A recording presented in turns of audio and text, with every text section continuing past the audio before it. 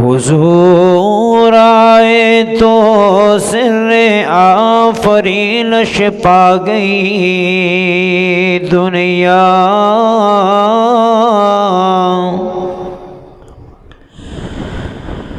حضور آئے تو سر آفرینش پا گئی دنیا،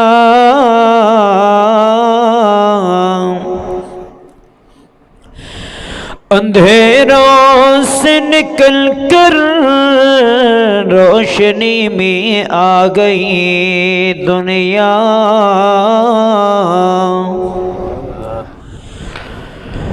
بجھے چہروں کا سنگ اترا، ستے ہیں چہروں پہ نور آیا، حضور آئے تو انسانوں کو جینے کا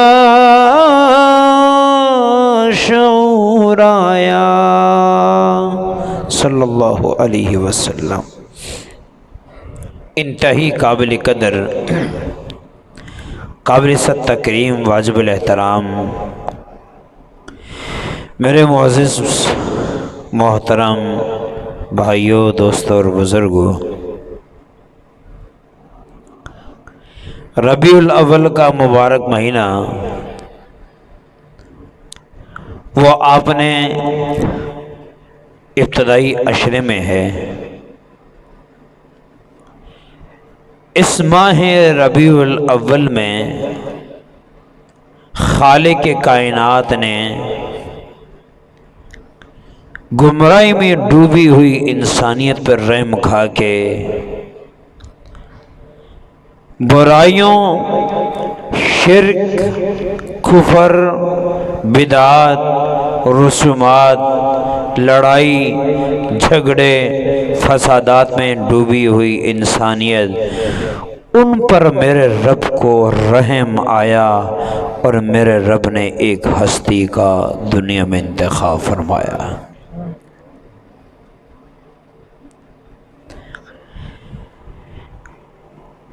اللہ رب العزت ارشاد فرماتے ہیں لقد من اللہ، البتہ تحقیق اللہ تعالیٰ نے احسان کیا،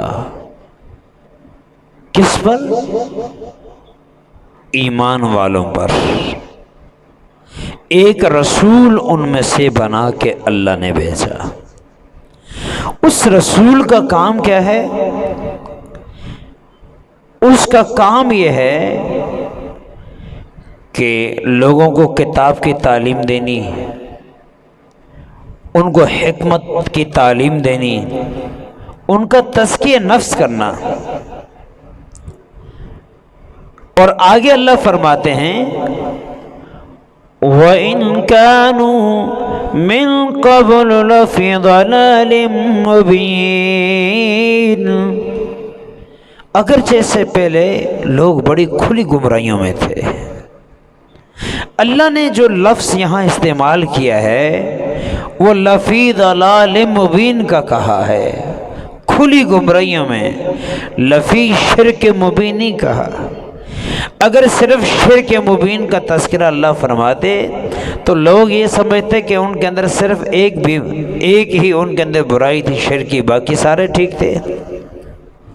نہیں، اللہ نے ضلال کا لفظ استعمال کر کے یہ بتا دیا کہ اس ضلال میں ساری برائیاں ان کے اندر موجود تھی، کفر بھی، شرک بھی، بدعات بھی، رسومات بھی، بچیوں کو زندہ درگور کرنا بھی، خواتین پر ظلم کرنا بھی، غرض جتنی برائیاں تھیں مشرکین مکہ کے اندر سب برائیاں پائی جاتی تھی۔ تو میرے محترم بھائی دوستو، اللہ نے اس انسانیت پر رحم کھایا اور اللہ نے سب سے لاڈلے، سب سے پیارے، سب سے اعلیٰ، سب سے احسن، سب سے برتر، سب سے اونچے پیغمبر حضرت محمد الرسول اللہ صلی اللہ علیہ وسلم کو میرے اللہ نے مبعوث فرما کے اس ڈوبی ہوئی انسانیت کو اندھیروں سے نکل کر اجالے کی طرف لایا۔ یہ ہیں امام الانبیاء حضرت محمد صلی اللہ علیہ وسلم۔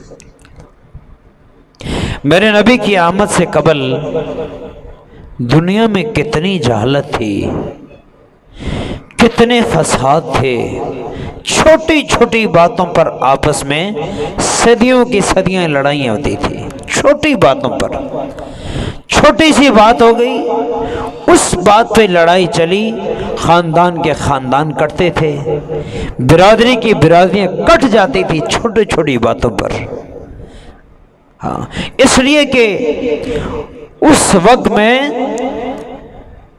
کسی پر حملہ کر کے اس کا خون بہانا اتنا آسان تھا جیسے کہ مرغی کو ذبح کرنا آسان ہے۔ اس لیے کہ انسانیت کا کوئی ان کے ہاں مقام نہیں تھا۔ کیسی کیسی برائیاں ان لوگوں میں پائی جاتی تھی، بتوں کی عبادت میں مصروف، بتوں کی عبادت میں، رب کو چھوڑ کر بتوں کی عبادت میں، یہاں تک کہ بیت اللہ جو اللہ کا گھر ہے اس بیت اللہ میں 360 بت رکھے ہوئے تھے۔ یہ فلاں چیز کا خدا ہے، یہ فلاں رب ہے، یہ فلاں رب ہے، ہاں یہ فلاں چیز کا رب ہے، مختلف بت بنا کے رکھے ہوئے تھے۔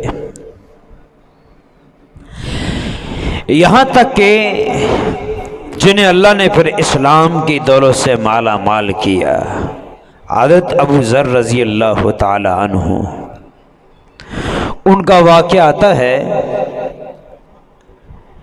فرماتے ہیں کہ میں ایک مرتبہ کسی کام کے سلسلے میں نکل گیا سفر پہ، تو میں نے اپنے ساتھ چھوٹا خدا، چھوٹا بت جیب میں ساتھ میں رکھ لیا کہ کہیں اس کی ضرورت پڑے گی تو اس کو سامنے رکھ کے اسے اپنی حاجت پورے کراؤں گا۔ آئے ہائے، کیا خدا ہے جو جیب میں آ جائے وہ خدا ہے؟ خدا کون ہے؟ فرمایا کہ اللہ تو ہے ساری دنیا کے انسان اور جنات مل کر اور فرشتے مل کر لکھنے والے بن جائیں، ساری دنیا کے درختوں کے ٹہنیوں کو کلمے بنا دیا جائے، اور ساری دنیا کے سمندروں کو سیاہی بنا دیا جائے، اور ساری دنیا کو، ساری زمین کو کاغذ بنا دیا جائے، لکھنے والے لکھنا شروع کر دیں، ان سمندروں کی سیاہی ختم ہو جائے، 7 سمندر اور بھی لے کر آؤ، لکھنے والے مر جائیں گے، تھک جائیں گے، اور ہاتھ ان کے شل ہو جائیں گے، اور کاغذ ختم ہو جائے گا، کلموں کی نوکیں گھس جائیں گی۔ رب کعبہ کی قسم، اللہ کی بڑائی پھر بھی مکمل نہیں ہو سکتی ہے۔ اللہ تو وہ ہے، اللہ تو وہ ہے جہاں سب کا علم ختم ہو جاتا ہے، وہاں سے میرے رب کی بڑائی شروع ہوتی ہے۔ یہی ہے تو ساری کائنات کا خالق و مالک اللہ۔ اور ایک طرف جب ذہن بھٹکے ہوئے تھے، چھوٹا سا خدا اٹھا کے جیب میں ڈال دیا، اور وہ خدا ساتھ میں گھوم رہا ہے۔ کیا کرنا ہے جی؟ حضرت ابو ذر فرماتے ہیں چلے گئے تو عرب کی گرمی تو بہت سخت گرمی ہے، فرمایا مجھے بہت زیادہ پیاس لگی، شدت کی پیاس، اب پانی کا کوئی بندوبست نہیں، پانی کا کوئی بندوبست نہیں۔ فرمانے لگے میں پانی کی تلاش میں نکل گیا کہ کہیں پانی کا کنواں نظر آ جائے، پانی پی لوں۔ خدا کو سامنے رکھ کر دعائیں مانگ رہے ہیں، خدا کچھ پانی کا بندوبست تو کر لیجئے۔ وہ سنتا کسی کی نہیں، جو بت جو ہے مالا یسما۔ حضرت ابراہیم نے اپنے والد سے فرمایا تھا یا ابت لما تعبد ما لا يسمع ولا يبصر ولا يغني عنك شيئا۔ اے ابا جان، کیوں عبادت کرتے ہو ایسے بتوں کی جو سنتے بھی نہیں، دیکھتے بھی نہیں، تمہارے کام نہیں آ سکتے؟ سامنے رکھا ہوا ہے، مانگ رہے ہیں خدا پانی چاہیے، خاموش، کوئی جواب نہیں آ رہا۔ چلے گئے پانی کی تلاش میں، خدا کو وہیں رکھا ہوا ہے۔ فرماتے ہیں میں پانی کی تلاش کرتے کرتے تھک گیا کہ پانی نہ ملا، میں واپس آیا، خدا کو دیکھا، خدا تو گیلا ہوا پڑا ہے، بھیگا ہوا ہے، خدا بھیگا ہوا ہے۔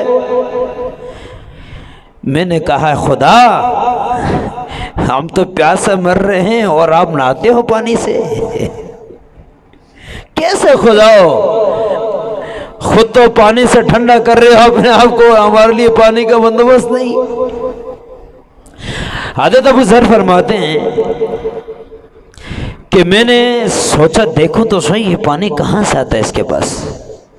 فرمایا میں جا کے چپکے سے بیٹھ گیا، چھپ کے دیکھا کہ ایک لومڑی یا بندر آیا، ٹانگ اٹھائی، منہ تمہارا اس کے اوپر ہے جی ڈائریکٹ۔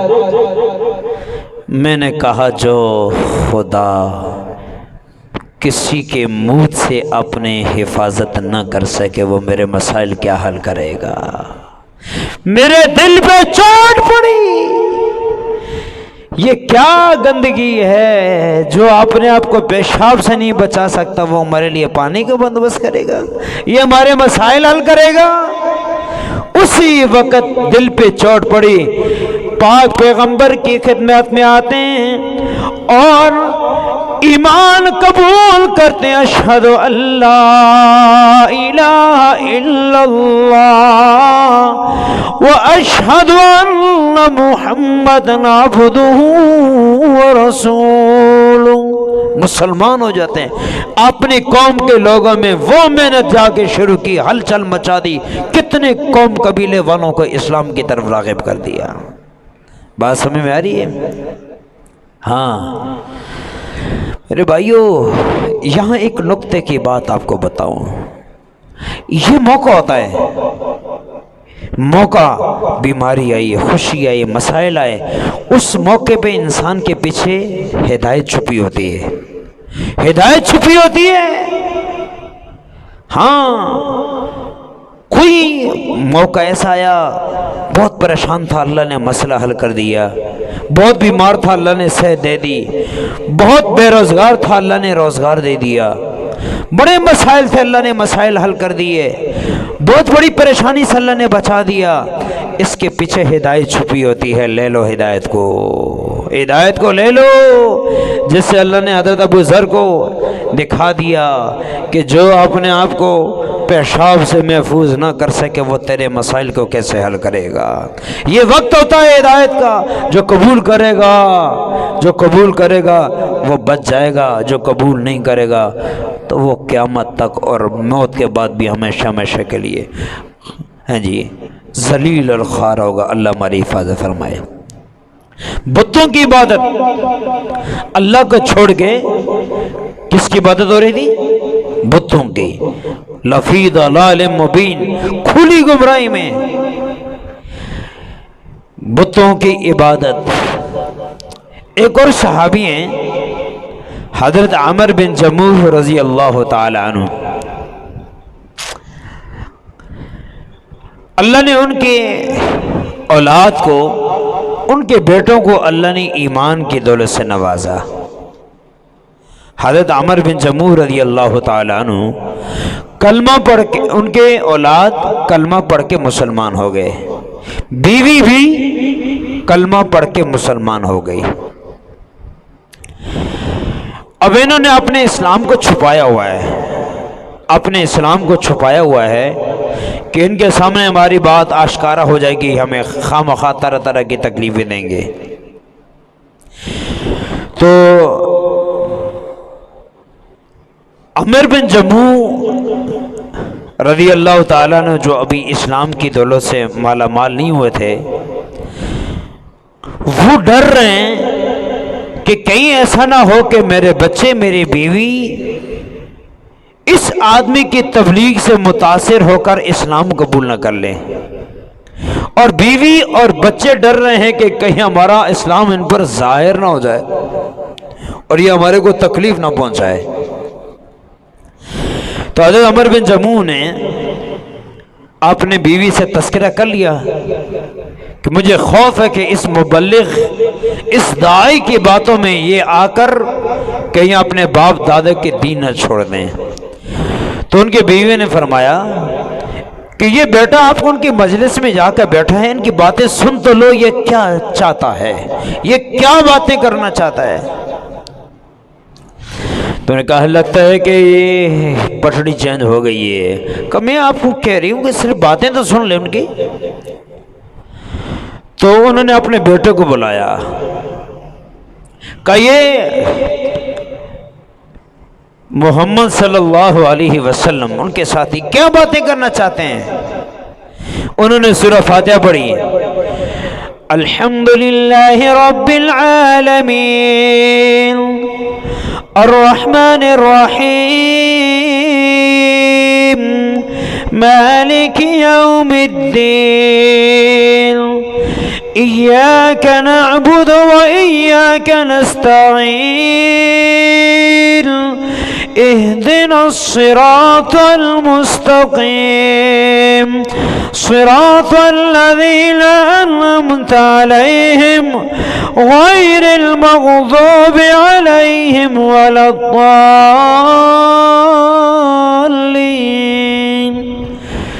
جب یہ سورہ فاتحہ حضرت عمر بن جموح نے سنی، چھکے چھوٹ گئے. اتنا پیارا کلام سناتا ہے وہ، اتنا پیارا کلام. بیٹے نے سمجھا کہ شاید یہ راغب ہو گیا ہے یہ راغب ہو چکا ہے. کہ اگر آپ چاہتے ہیں تو آپ کی بیعت کرا دیں ان کے ہاتھ پہ، آپ کی ان کے ہاتھ پہ بیعت کرا دیں.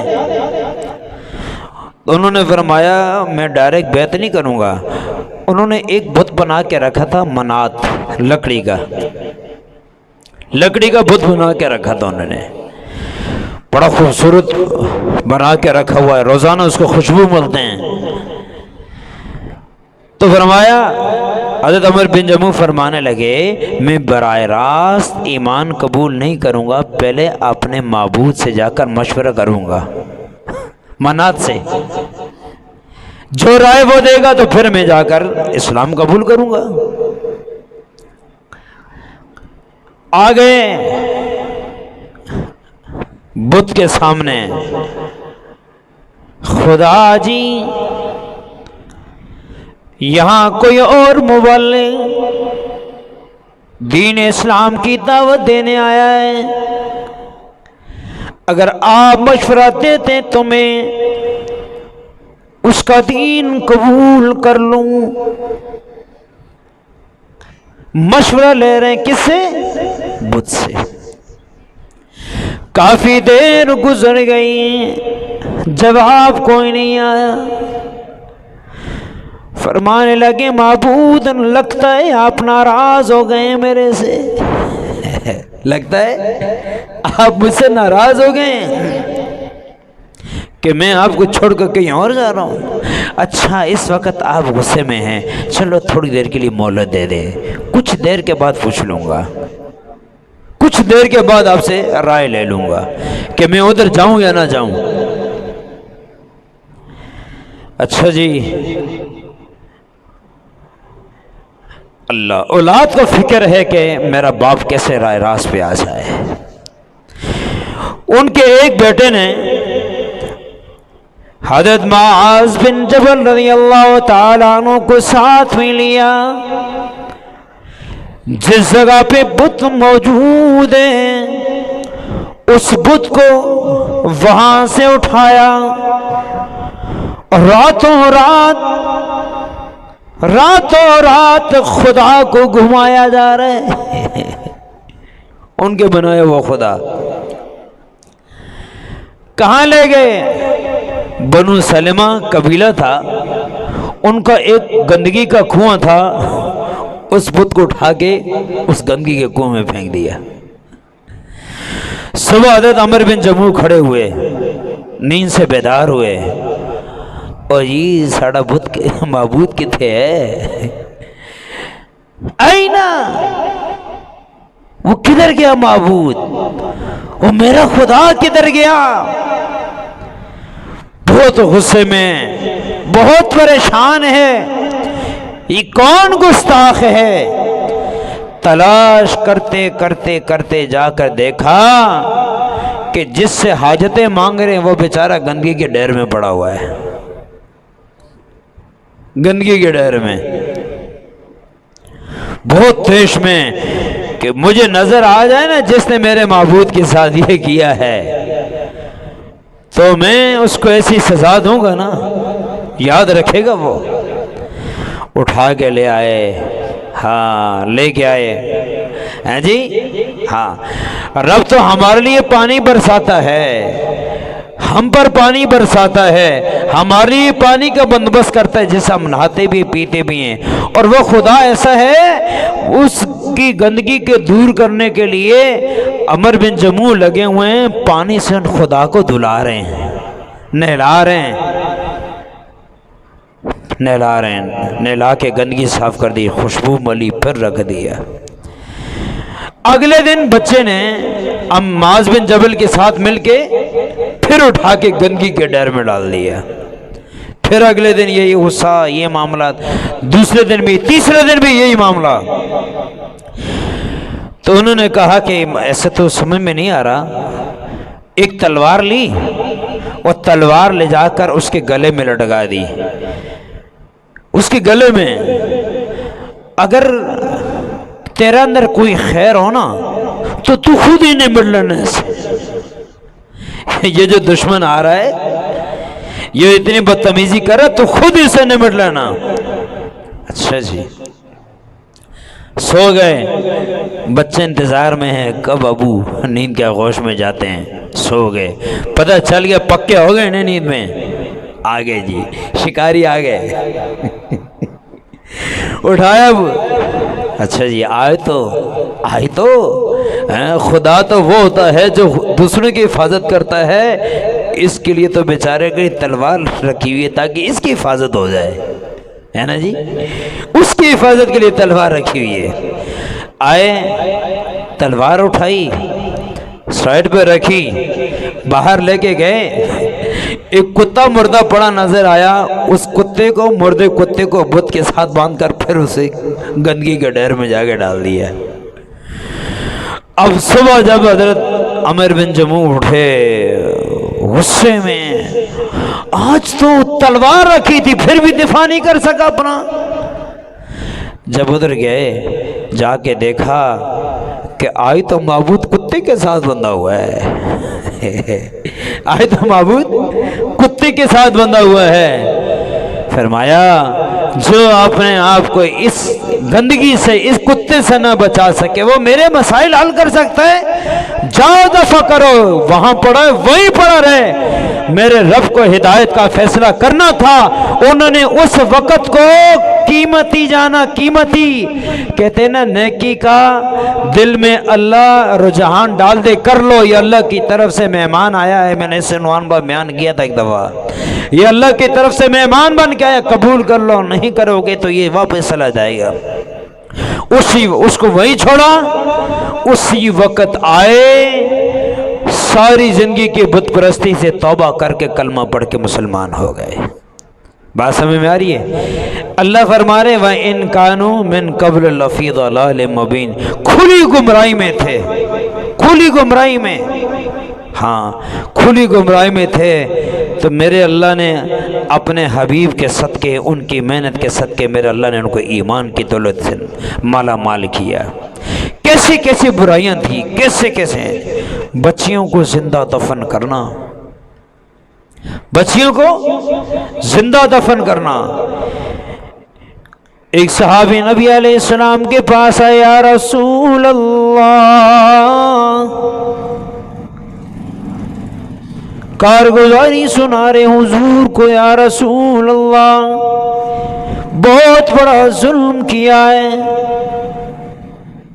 کیا میری معافی ہو سکتی ہے؟ تو نے کیا کیا؟ شراب پی، بدکاری کی؟ یا رسول اللہ سے بھی بڑا گناہ، کیا کیا ہے؟ فرمایا میرے بیوی حاملہ تھی، میں نے بیوی سے کہا میں سفر پہ جا رہا ہوں، اگر تیرے حمل سے لڑکا پیدا ہو اس کی پرورش کرنا، تربیت کرنا، اور اگر لڑکی پیدا ہو تو عرب کے دستور کے مطابق اسے زندہ زمین میں دفن کر دینا۔ کئی عرصے کے بعد میں سفر سے واپس آیا، میرے سامنے چھوٹی پیاری معصوم لڑکی گھوم پھر رہی تھی۔ میں نے بیوی سے پوچھا یہ کون ہے؟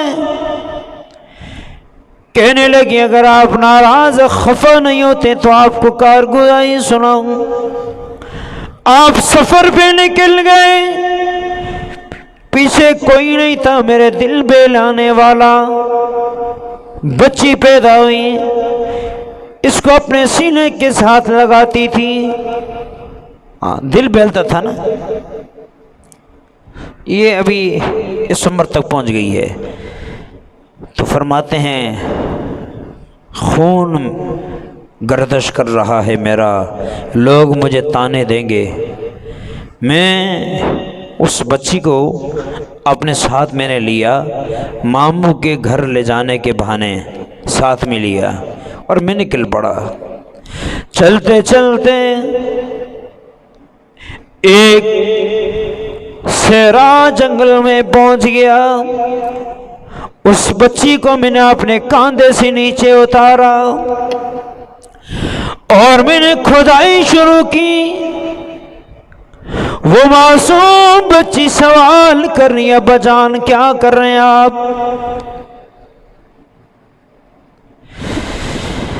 ہائے ہائے میں کھدائی کر رہا ہوں، اس کی وجہ سے جب سورج کی کرنیں میرے جسم پر پڑتی ہیں تو گرمی کی پیدا ہوتی ہے، گرمی میرے جسم میں محسوس ہوتی ہے، پسینہ نکلتا ہے۔ وہ معصوم بچی اپنے کاندھے سے، اپنے سر سے دوپٹہ نکال کر مجھ پر پنکھا جھیلتی ہے کہ میرے ابا کو گرمی لگ رہی ہے۔ اسے معلوم نہیں کہ ابا جان کیا کرنا چاہ رہے ہیں۔ فرمانے لگے میں نے گھڑا تیار کیا اور اس معصوم بچی کو میں نے اٹھا کر گھڑے میں ڈال دیا۔ وہ رونے لگی، اے ابا جان، اگر یہ ظلم آپ نے میرے ساتھ کرنا تھا تو مجھے بتا دیتے، ماں کو آخری سلام کر کے آ جاتی۔ اللہ فرماتے یا رسول اللہ، اس کی وہ چیخ اور پکار آج بھی میرے کانوں میں پڑتی ہے۔ وہ ہاتھ نکال کے دے رہی تھی کہ ابا مجھے باہر نکالو۔ تصور کرو اگر ہم اپنی بچی کے ساتھ ایسا کریں گے تو کیا ہوگا۔ میں نے بڑا پتھر اٹھا کے اس کے اوپر ڈال دیا، وہ ہائے ہائے کرتی جا رہی ہے، روتی جا رہی ہے، سسکتی جا رہی ہے اور میری بربریت بڑھتی جا رہی ہے۔ میں نے اپنی بچی کو ملا مٹی کے نیچے روتے داپ کر زندہ حالت میں یوں چھوڑ آیا۔ آج اس کی وہ آوازیں میرے کان میں پڑتی ہیں۔ یا رسول اللہ، میں سوال کرنے آیا ہوں کہ اللہ مجھے معاف کر دے گا، اس عمل پہ معاف کر دے گا اللہ؟ تو حضور صلی اللہ علیہ وسلم سن رہے ہیں، آپ کی آنکھوں میں آنسو ہیں۔ مولانا خورشید صاحب فرما رہے تھے، اللہ کے نبی نے فرمایا کہ اگر اللہ نے مجھے سزا کا حق دیا ہوتا تو میں اس واقعے پہ تجھے ضرور سزا دیتا، میں تجھے ضرور سزا دیتا۔ یہ حال تھا۔ ایک شخص آیا حضور کے پاس، یا رسول اللہ، میں نے زمانہ جاہلیت میں اپنے 8 بچیوں کو زندہ زمین میں دفن کیا ہے، 8 بچیوں کو زندہ زمین میں دفن کیا ہے۔ تو آپ علیہ السلام نے فرمایا ہر لڑکی کی طرف سے ایک غلام آزاد کر، ہر لڑکی کی طرف سے ایک غلام آزاد کر۔ وہ کہنے لگا میں اونٹوں کا مالک ہوں۔ اللہ کے نبی نے فرمایا ہر لڑکی کی طرف سے ایک اونٹ کی قربانی کر دو۔ ہاں، یہ جہالت تھی میرے نبی کی آمد سے پہلے۔ اس کے علاوہ اور کتنی جہالتیں، اللہ اکبر کبیرہ، ہم تصور بھی نہیں کر سکتے کتنی جہالتیں تھیں۔ اللہ، کوئی عورت اگر اس کا خاوند مر جاتا، بیوہ ہو جاتی، اس عورت کو ایسے بند کوٹھڑی کے اندر بند کرتے تھے، بند کوٹھڑی میں، کہ جہاں پر وہ بیچاری 4 مہینہ 10 دن تک وہیں بند محصور ہو کے رہ جاتی تھی۔ نہ نہانے دھونے کا کوئی انتظام ہے، روٹی بھی ایسے ہی پھینک کے آتے تھے۔ ہاں، کوئی عزت نہیں۔ اور اس کے ساتھ ساتھ 4 مہینہ 10 دن جب اس کی عدت مکمل ہوتی تھی تو جب اس کو باہر نکالا جاتا تھا، مولانا عبدالکریم صاحب نے کتاب میں لکھا ہے، فرمایا کہ جب اس عورت کو باہر نکالا جاتا تھا تو اس کے جسم میں اتنی بدبو ہوتی تھی کہ قریب کے اندر اگر کوئی جانور ہوتا تھا نا تو وہ بھی اس کی وجہ سے بہک جاتا تھا، اتنی بدبو ہوتی تھی اس کے جسم میں۔ 4 مہینہ 10 دن تک نہ نہائے نہ کپڑا بدلے، بتاؤ کیا حال ہوگا اس کا، کیا حال ہوگا۔ اور پھر اس کو لے کے جاتے تھے، اس کو تانے مارتے کہ تجھ بدبخت کی وجہ سے ہمارا بندہ مرا ہے، اس کو تانے دیتے، اور پھر اس کو لے جا کر کسی جنگل صحرا میں پتھر مار مار کے اس عورت کو سنسار کرتے تھے، پتھر مار مار کے سنسار کر کے ایسے ہی پتھروں کے نیچے ان کو داب کے واپس آ جاتے تھے، کوئی کفن دفن کا انتظام نہیں ہوتا تھا۔ یہ ظلم تھا میرے نبی کی آمد سے پہلے۔ عورتیں میراث میں کوئی حصہ نہیں، اور عورت کو انسان بھی تصور بھی نہیں کرتے تھے کہ یہ انسان بھی کی ہے یا نہیں ہے. ایسا ظلم اور بربریت کا معاملہ تھا. اس کے علاوہ ایک اور جہالت، نکاح میں کیا ہوتا تھا؟ 4 قسم کے نکاح ہوتے تھے. بخاری شریف کی روایت ہے 4 قسم کے نکاح. ایک نکاح وہی ہے جو آج ہمارے ہاں رائج ہے، لڑکا لڑکی کا آپس میں رشتہ طے ہو جائے، مہر ادا ہو جائے، اس لڑکی کو اپنے پاس لے کے چلے جائیں. ایک تو یہ طریقہ تھا جو آج بھی رائج ہے. اور نکاح کا ایک دوسرا طریقہ یہ تھا،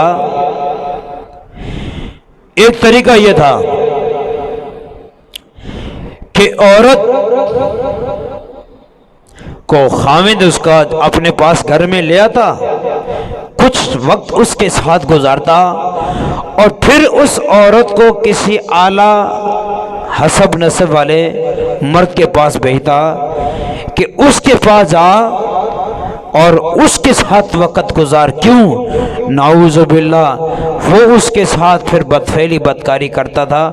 وہ کہتا تھا تاکہ اس کے حمل سے پیدا ہونے والا بچہ بھی ایسا ہی اعلیٰ نسب والا ہو جیسا وہ ہے. بیوی کسی اور کی ہے لیکن نسب کو اعلیٰ کرنے کے لیے کسی اور کے ہاں بھیجی جاتی تھی. یہ حال تھا عورت کا. یہ حال، اللہ اکبر کبیرہ. کوئی غیرت والا با حیا اس کو پسند کرتا ہے؟ سوچ بھی نہیں سکتا اس کو. دوسرا نکاح، ایک اور زمانہ جاہلیت میں جو غلط طریقہ، ایک عورت کے پاس 10 افراد، 12 افراد اس کے پاس ہوتے تھے. اس کے ساتھ بدکاری کرتے تھے، اس کے ساتھ بدفعلی کرتے تھے. 10 افراد ایک عورت کے پاس آتے تھے. اب یہ عورت جب حاملہ ہو جاتی، بچہ پیدا ہوتا، ان کو بلایا جاتا. عورت جس کے اوپر ہاتھ رکھتی تھی یہ اس کا بیٹا ہے تو وہ اسی کا بیٹا تصور کیا جاتا تھا. یہ اسی کا بیٹا ہے، اس کے حوالے کیا جاتا، وہ اس کے کفالت کا انتظام کرتا تھا. یہ حالت. اور ایک تیسرا نکاح زمانہ جاہلیت میں، جو جاہلیت والا کام، عورت کے گھر کے دیوار پر سامنے جھنڈا لٹکایا ہوتا تھا. گھر کے سامنے جھنڈا لٹکایا ہوتا تھا جس کا مقصد یہ تھا جو جب جیسا آنا چاہے اس کو اجازت ہے. ہاں آؤ، جو جب جیسا آنا چاہے آؤ. تو لوگ اس کے پاس چلے جاتے، اس کے ساتھ نعوذ باللہ بدکاری بدفعلی کرتے. اور پھر اس کو حمل ہوتا. جب بچہ پیدا ہو جاتا تو قیافہ شناس لوگ ان کو بلایا جاتا، وہ پہنچ جاتے تھے اور پھر لوگوں کو سامنا کھڑا کرتے اور پھر اس بچے کی شکل کو اس کے ساتھ موازنہ کرتے. یہ کس کے ساتھ ملتا ہے؟ تو جس کی شکل و صورت، کوئی جسم کا حصہ جس کے ساتھ میچ کرتا تھا تو وہ بچہ اسی کے حوالے کیا جاتا تھا، یہ تیرا بچہ ہے. یہ حال تھا. دعائیں دو کملی والے کو، دعائیں دو کملی والے کو جس نے ہماری عزت کو بھی محفوظ کیا، جس نے ہماری خواتین کو بھی محفوظ کیا، ہماری بچیوں کو بھی محفوظ کیا. اس کملی والے کو دعائیں دیں. اور آج جو طرح طرح کی باتیں سامنے آ رہی ہیں، میرا جسم میری مرضی، عورتوں کو اجازت دو ان کا دل جہاں چاہے، جیسے کھوتے اور گدھے اور کتے بلے لگے ہوئے ہیں، کوئی ان کو رکاوٹ نہ ہو، جو جیسا چاہے. یہ وہی کام ہیں جو زمانہ جاہلیت کے لوگ کرتے تھے. وہی چاہ رہے ہیں، میرا جس سے میری مرضی سے یہی مقصد تو چاہا جا رہا ہے، یہی مقصد تو بتایا جا رہا ہے۔ میرے نبی کی آمد سے پہلے نہ عقیدہ محفوظ، نہ انسانیت محفوظ، نہ بچیاں محفوظ، نہ مال محفوظ، نہ جان محفوظ، کچھ بھی نہیں تھا۔ آپ صلی اللہ علیہ وسلم نے ان لوگوں پر محنت کر کے ان کو کہاں سے کہاں پہنچایا۔ ساری باتیں وقتاً فوقتاً ہمارے سامنے آتی رہیں گی۔ اللہ ہم سب کو حضور صلی اللہ علیہ وسلم کے نقش قدم پر چلنے کی اور ان باتوں کو دوسروں تک پہنچانے کی توفیق عطا فرما دے۔ تھوڑی دیر کی نمبر آپ پکڑتے ہیں، توجہ ساری دل کی طرف اور دل کی توجہ اللہ کی طرف۔